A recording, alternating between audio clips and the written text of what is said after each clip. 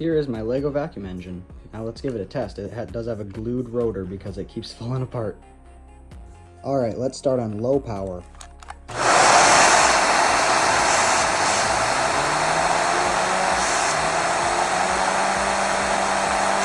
Alright, now let's try medium power.